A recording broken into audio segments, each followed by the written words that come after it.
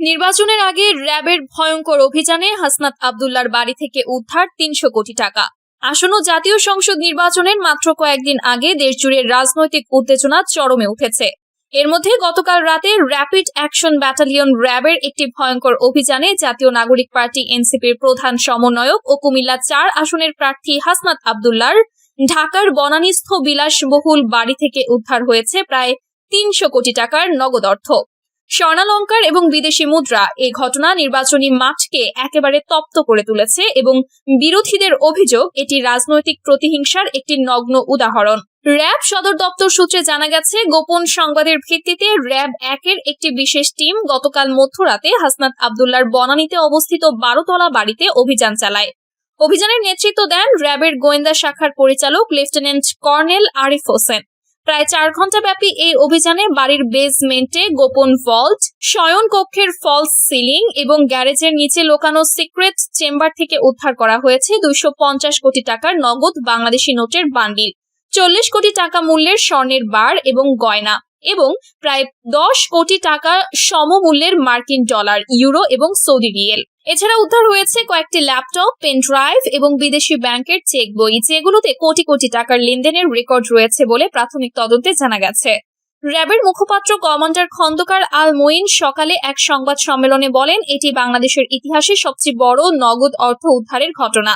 গোপন সূত্রে আমরা জানতে পারি যে নির্বাচনের আগে এই বিপুল অর্থ বিভিন্ন আসনে ভোট কেনা, কর্মীদের মধ্যে বিতরণ এবং বিদেশে পাচারের জন্য প্রস্তুত করা হচ্ছিল। হাসনাত আব্দুল্লাহ সহ তার ৩ সহযোগীকে আটক করা হয়েছে। তাদের বিরুদ্ধে মানি লন্ডারিং, দুর্নীতি এবং নির্বাচনী আচরণবিধি লঙ্ঘনের মামলা দায়ের করা হবে। হাসনাত আব্দুল্লাহ তিনি ২০২৪ সালের ছাত্র আন্দোলনের অন্যতম নেতা হিসেবে পরিচিতি লাভ করেছিলেন এবং পরবর্তীতে জাতীয় নাগরিক পার্টি গঠন করে রাজনীতিতে আগমন করেন। তার এই বিপুল সম্পদের উৎস নিয়ে প্রশ্ন উঠেছে। নির্বাচনী হলফনামায় তিনি মাত্র ৫০ লাখ টাকার সম্পদ দেখিয়েছেন এবং বার্ষিক আয় দেখিয়েছেন ১২.৫ লাখ টাকা। তাহলে এই ৩০০ কোটি টাকা কোথা থেকে এলো? রাজনৈতিক বিশ্লেষকরা বলছেন, ছাত্র আন্দোলনের নামে বিদেশি দাতাদের কাছ থেকে পাওয়া ফান্ড, ব্যবসায়ীদের কাছ থেকে চাঁদা এবং কিছু অন্ধকার উৎস এর পেছনে থাকতে পারে।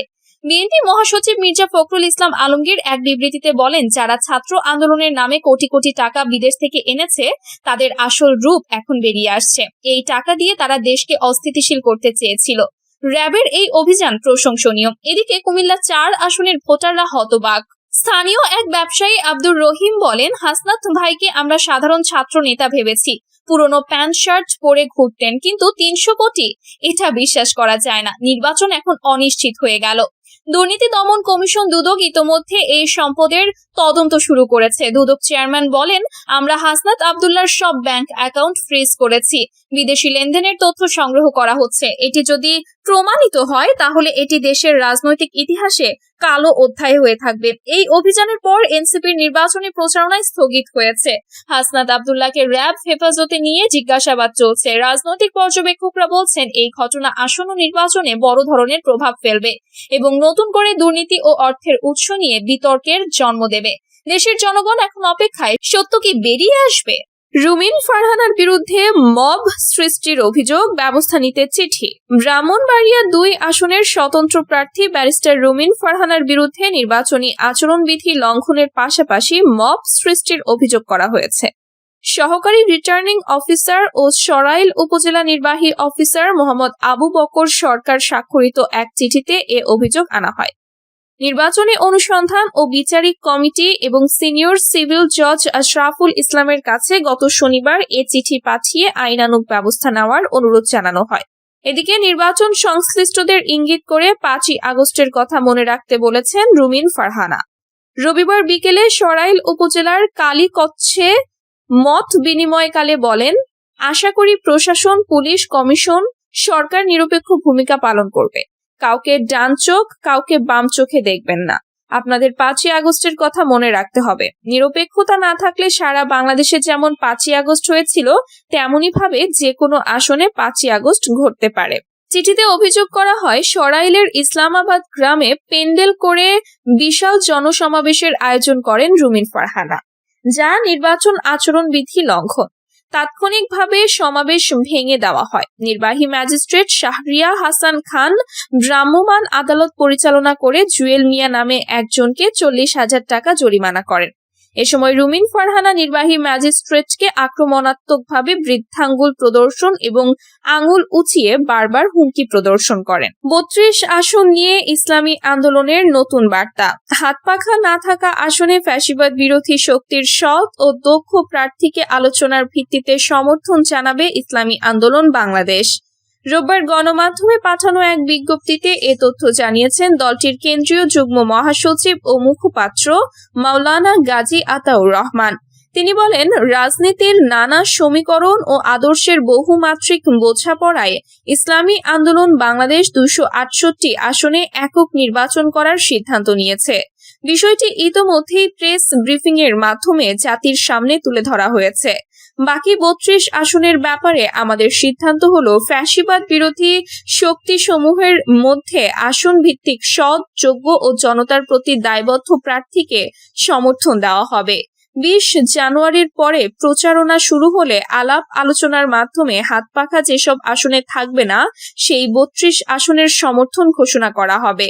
মাওলানা গাজী আতাউর আরও বলেন, বিষয়টি নিয়ে আমরা আপাতত ভাবছি না, সময় আসলে এই বিষয়ে সিদ্ধান্ত জানানো হবে। নানক তাপস সহ 24 জনের বিরুদ্ধে গ্রেফতারি পরোয়ানা। জুলাই গণঅভ্যুত্থানের সময় মোহাম্মদপুরের 9 জনকে হত্যার ঘটনায় মানবতা বিরোধী অপরাধের মামলায় সাবেক প্রতিমন্ত্রী জাহাঙ্গীর কবির নানক, ঢাকা দক্ষিণ সিটি কর্পোরেশনের সাবেক মেয়র শেখ ফজলে নূর তাপস সহ 28 জনের বিরুদ্ধে অভিযোগ আমলে নিয়েছেন আন্তর্জাতিক অপরাধ ট্রাইব্যুনাল। একই সঙ্গে পলাতক 24 জনের বিরুদ্ধে গ্রেফতারি পরোয়ানা জারি করা হয়েছে। প্রসিকিউশনের দাখিল করা আনুষ্ঠানিক অভিযোগ শুনানি শেষে বিচারপতি মোহাম্মদ গোলাম মর্তুজা মজুমদারের নেতৃত্বে 3 সদস্যের ট্রাইব্যুনাল 1 রোববার এ আদেশ দেন। আগামী 29 জানুয়ারি এ বিষয়ে প্রতিবেদন দাখিল করতে বলা হয়েছে। এদিন এই মামলায় গ্রেফতার হওয়া 4 জনকে কারাগারে পাঠানোর নির্দেশ দেন ট্রাইব্যুনাল।